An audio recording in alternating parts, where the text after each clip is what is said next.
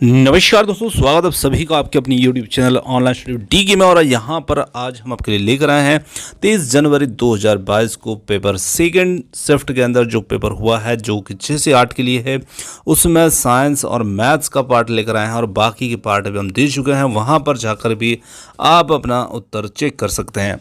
तो चलिए स्टार्ट करते हैं और यहाँ पर देखते हैं पेपर सेकेंड का मैथ साइंस का पार्ट। और यहाँ पर मैथ साइंस दोनों के क्वेश्चन आपको देखने को मिलेंगे। तो बढ़ते हैं फर्स्ट क्वेश्चन की ओर। सबसे फर्स्ट क्वेश्चन है, प्रकाश संश्लेषण के उत्पाद में के रूप में मुक्त ऑक्सीजन का स्रोत है। यानी कि प्रकाश संश्लेषण में जो ऑक्सीजन मुक्त होती है वो कहाँ से आती है? तो वो आती है यहाँ पर, दूसरा विकल्प होगा जल से आती है। चलिए, दूसरा विकल्प इसमें हमारा सही उत्तर होगा। अगला प्रश्न है, जो रक्त का वह घटक जो रक्त वाहिनियों में इसकी थक्का बनने को रोकता है, यानी कि जो हमारे रक्त वाहिनियां होती, धमनी शिराएं, इनमें रक्त का थक्का जमने से रोकने के लिए कौन सा घटक है रक्त का? तो वो घटक होता है हिपेरिन, जो कि रक्त वाहिनियों में रक्त का थक्का जमने से रोकने में मदद करता है। चलिए, दूसरा विकल्प इसके लिए सही होगा। अगला प्रश्न बहुत ही सरल सा प्रश्न था, लैंगरहैंस की दीपिकाएं पाई जाती है। तो लैंगरहैंस की दीपिकाएं जो है ये किस में पाई जाती है? तो ये है अग्नाशय के अंदर पाई जाती है लैंगरहैंस की दीपिकाएं। और फर्स्ट विकल्प जो होगा अग्नाशय, ये इसके लिए सही उत्तर होगा। आगे बढ़ते हैं अगले प्रश्न की ओर। अगला प्रश्न आता है, यहाँ पर रासायनिक एंजाइम रासायनिक रूप से होता है। तो एंजाइम रासायनिक रूप से होते हैं प्रोटीन, और यहाँ पर तीसरा विकल्प होगा प्रोटीन, इसके लिए सही उत्तर होगा। आगे बढ़ते हैं। अगला प्रश्न है, निम्नलिखित में से कौन सा अम्ल विटामिन भी है? तो जो एस्कॉर्बिक अम्ल होता है, विटामिन सी, ये एक अम्ल भी है और विटामिन भी है। तो यहाँ पर दूसरा विकल्प होगा एस्कॉर्बिक एसिड, हमारा सही उत्तर। अगला प्रश्न है, निम्नलिखित में से कौन सा पेट्रोलियम का अवयव नहीं है? तो यहाँ पर पैराफिन, मोम, कोक, स्नैक तेल, पेट्रोल। तो कोक जो होगा ये यहाँ पर नहीं आता है पेट्रोलियम अवयव के अंदर। तो दूसरा विकल्प होगा इसके लिए सही उत्तर। अगला प्रश्न है, यहाँ पर एक धातु एम अम्लों से क्रिया करने पर हाइड्रोजन मुक्त नहीं करता, परंतु ऑक्सीजन से क्रिया करने पर एक काले रंग का यौगिक देता है। तो इस एम को पहचानिए। तो यहाँ पर एम होगा कॉपर, और पहला विकल्प है इसके लिए यहाँ पर सही उत्तर। चलिए आगे बढ़ते हैं। अगला प्रश्न है, यहाँ पर निम्नलिखित में से किसमें परमाणु की संख्या अधिकतम होगी? तो यहाँ पर होगी परमाणु की संख्या सबसे अधिकतम मेथिन के 16 ग्राम। अगला प्रश्न है, एथिलीन तथा और एसिटिलीन को प्रयोगशाला में इनमें से किसके द्वारा विभेदित किया जाता है? तो इन्हें विभेदित, यानी कि इनमें अंतर किया जाता है, इनकी पहचान की जाती है फैलिंग विलयन के माध्यम से। और तीसरा विकल्प होगा इसके लिए सही। अगला प्रश्न आता है, दिए गए यौगिक में से किस यौगिक की ऑक्सीकरण संख्या जो है +2 है? तो बहुत ही सिंपल सा प्रश्न था, और यहाँ पर होगा OF2 ऑक्सीजन डाइफ्लोराइड, क्योंकि यहाँ पर जो फ्लोरीन है वो ऑक्सीजन से ज़्यादा ऋणात्मक है, और इसी वजह से ऑक्सीजन यहाँ पर धनात्मक ऑक्सीकरण संख्या को प्रदर्शित करेगा। और फ्लोरीन को देखिए, फ्लोरीन की ऑक्सीकरण संख्या -1 होती है, और फ्लोरीन की संख्या इसमें 2 दे रखी है। तो ऑक्सीजन यहाँ पर +2 ऑक्सीकरण अवस्था दर्शाएगा, और बाकी अन्य सभी के अंदर वो -2 ऑक्सीकरण अवस्था दर्शाएगा। आगे बढ़ते हैं। अगला प्रश्न है, यहाँ पर 101 नंबर का क्वेश्चन है, 10 मीटर लंबाई के ध्वनि तरंगों में 20 संपीड़न तथा 20 विरलन है, और तरंग का तरंग दैर्ध्य क्या होगा? तो तरंग का तरंग दैर्ध्य यहाँ पर होगा 100 सेंटीमीटर, और जो तीसरा विकल्प होगा ये इसके लिए सही होगा।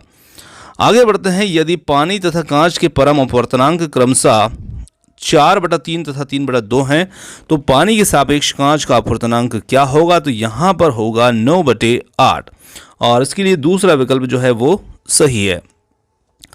घरेलू वायरिंग में अर्थ वायर का रंग कैसा होता है? तो घरेलू वायरिंग में अर्थ वायर, जो अर्थिंग की वायर होती है हमारी, उसका रंग होता है दूसरा हरा, यानी कि हरा रंग उसका होता है। दूसरा विकल्प इसके लिए सही है। किरचॉफ का धारा संबंधी नियम किसके संरक्षण से होता है? तो किरचॉफ का धारा संबंधी नियम जो है वो आवेश संरक्षण से होता है, और इसके लिए पहला विकल्प जो होगा ये इसमें सही होगा।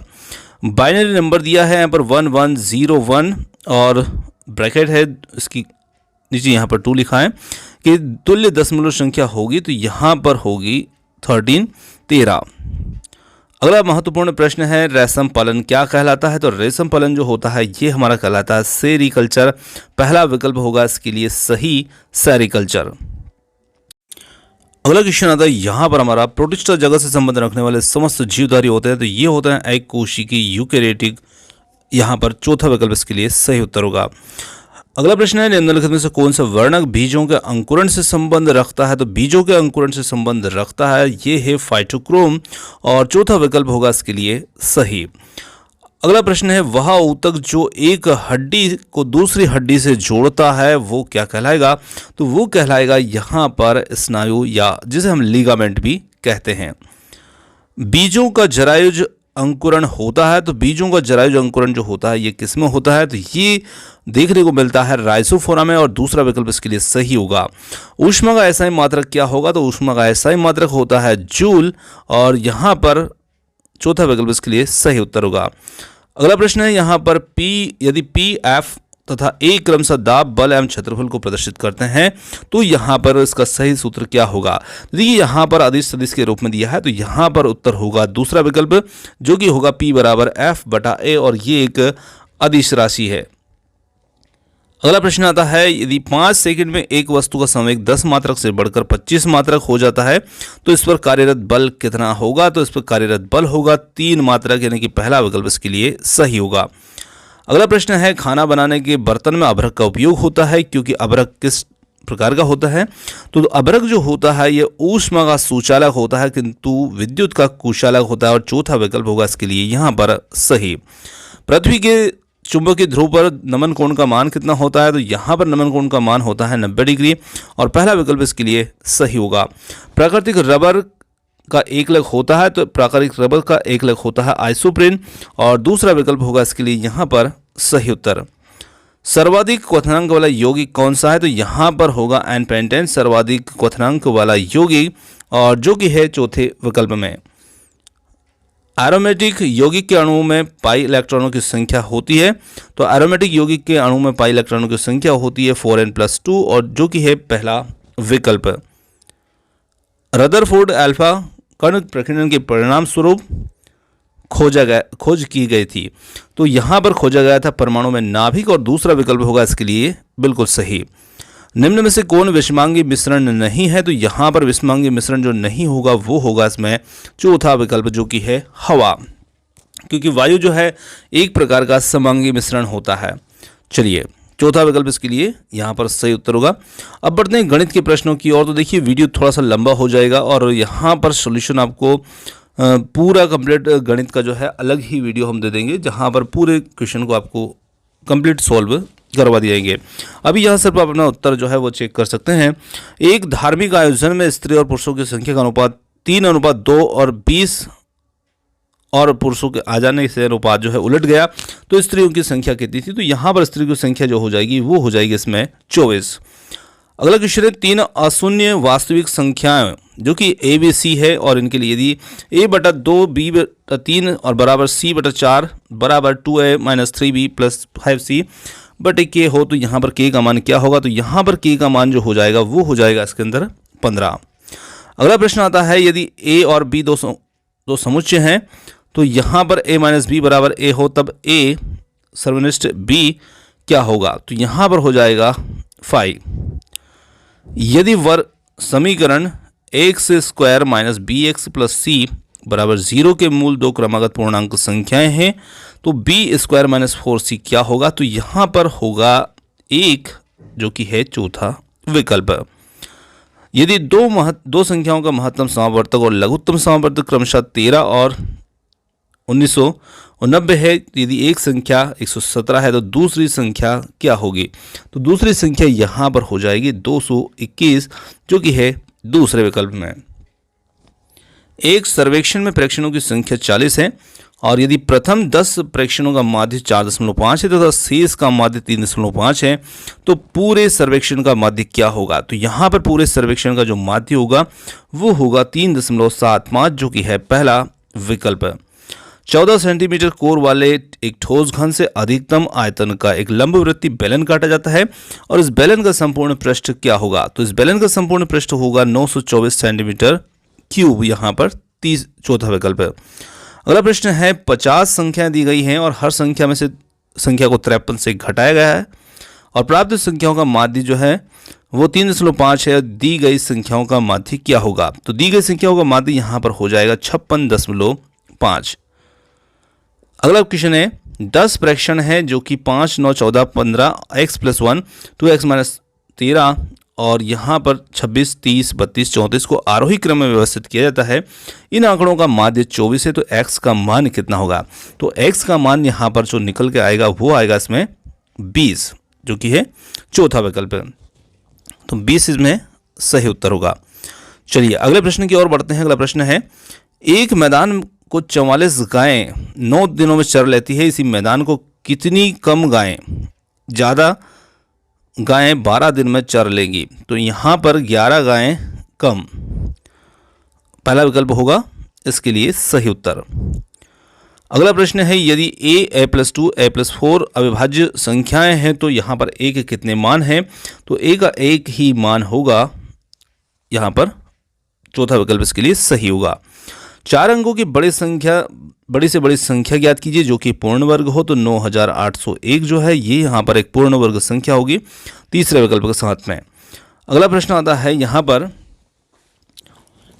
x की घात 13 + 1 को x - 1 से भाग दिया जाता है, तो शेषफल यहाँ पर क्या होगा? तो इसमें शेषफल बचेगा, यहाँ पर पहला विकल्प होगा 2 इसके अंदर शेषफल निकल के आएगा। यदि a और b समुच्चय c के अतिरिक्त उपसमुच्चय हो तो यहाँ पर a संग a सर्वनिष्ठ b बराबर है। तो यहाँ पर इसके लिए जो सही उत्तर होगा वो इसमें होगा a पहला विकल्प। एक गांव की जनसंख्या प्रतिवर्ष 5% की दर से बढ़ जाती है। यदि वर्तमान में उस गांव की जनसंख्या जो है 4410 हो तो 2 वर्ष के पूर्व उस गांव की जनसंख्या कितनी थी? तो 2 वर्ष पूर्व उस गांव की जनसंख्या होगी 4000। चलिए अगला क्वेश्चन है निम्न से कौन सा कथन सत्य है? तो सत्य कथन को पहचानना, और सत्य कथन होगा इसमें चौथा, गणित की विभिन्न शाखाएं जैसे बीजगणित, ज्यामिति इत्यादि एक दूसरे पर निर्भर होती है या निर्भर करती है। अगला क्वेश्चन है गणित अध्यापन में कौन सा तरीका इनमें सबसे अच्छा है? तो यहाँ पर सबसे अच्छा तरीका होगा शिक्षार्थियों को उनकी विद्यमान क्षमताओं को विकसित करने के लिए प्रोत्साहित करना। चौथा विकल्प इसके लिए सही होगा। यदि a का वेतन b के वेतन से 25% अधिक हो और b का वेतन a के वेतन से कितना प्रतिशत कम होगा? तो ये होगा इसमें यहाँ पर 20%। दो प्राकृतिक संख्याओं का योग 8 है और यदि उनके व्युत्क्रमों का योग 8/15 हो तो दोनों संख्याओं को ज्ञात कीजिए। तो यहाँ पर दोनों संख्याएं रहेंगी 3 और 5, क्योंकि दोनों का योग भी 8 आ रहा है और इनका जो व्युत्क्रम करेंगे और व्युत्क्रम का योग 8/15 हो जाएगा। तो तीसरा विकल्प होगा इसके लिए बिल्कुल सही। किसी परिवार की मासिक व्यय निम्न चित्र के अनुसार दिया है और यहाँ पर पूछा है कि शिक्षा तथा यात्रा का खर्च का अंतर 4000 रुपये है, तो परिवार की कुल आय कितनी होगी? तो देखिए शिक्षा और यहाँ पर दिया है यात्रा, तो शिक्षा पर 25% है और यात्रा पर 15% है, कुल मिलाकर के 40% और 40% जो है 4000 है।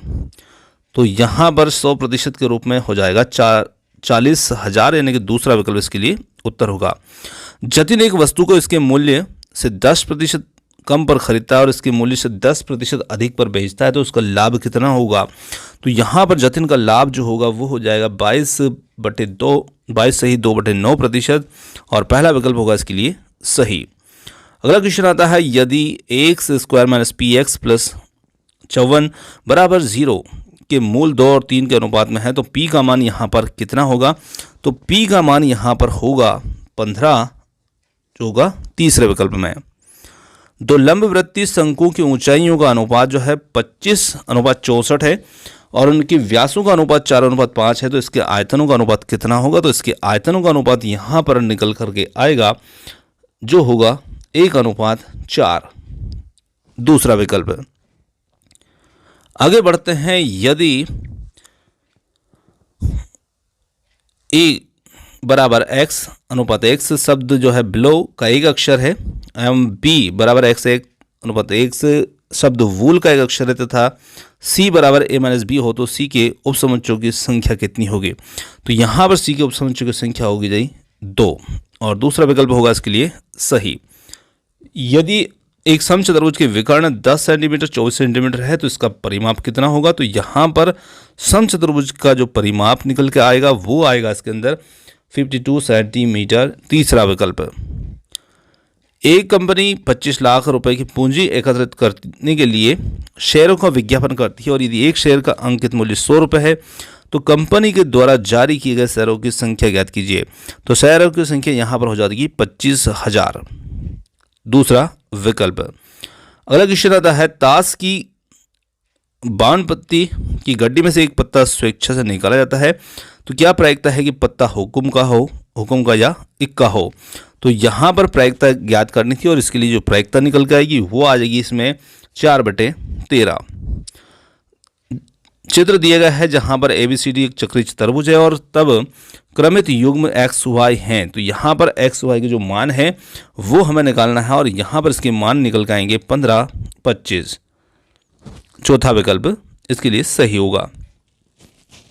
अगला क्वेश्चन है, यदि एक से इक्कीस मान के लिए निम्न आंकड़ों का बहुलक 27 है और यहाँ पर कुछ आंकड़े दे रखे हैं और यहाँ पर आप देख पा रहे हैं कि 25, 26, 27, 23, 27, 26, 24, x 27, 26, 25, 25। तो यहाँ पर x का मान पूछा है तो यहाँ पर हो जाएगा 27, क्योंकि बहुलक दिया है हमें कितना, 27। अगला क्वेश्चन है, यदि x बराबर 2 y बराबर 1 तो z बराबर -3 हो तो x cube plus Y cube plus Z cube minus 3xyz बराबर है, तो ये बराबर होंगे 0 के और तीसरा विकल्प इसके लिए सही होगा। तो दोस्तों ये थे गणित और विज्ञान से संबंधित जो प्रश्न जो कि यूपीटेट एग्ज़ाम के अंतर्गत पूछे गए थे और इन्हीं प्रश्नों के साथ हम यही वीडियो समाप्त करते हैं और कल मिलते हैं नए वीडियो के साथ में और साथ ही साथ जो गणित के दोनों पेपर के पार्ट हैं उनके कंप्लीट सॉल्यूशन के साथ।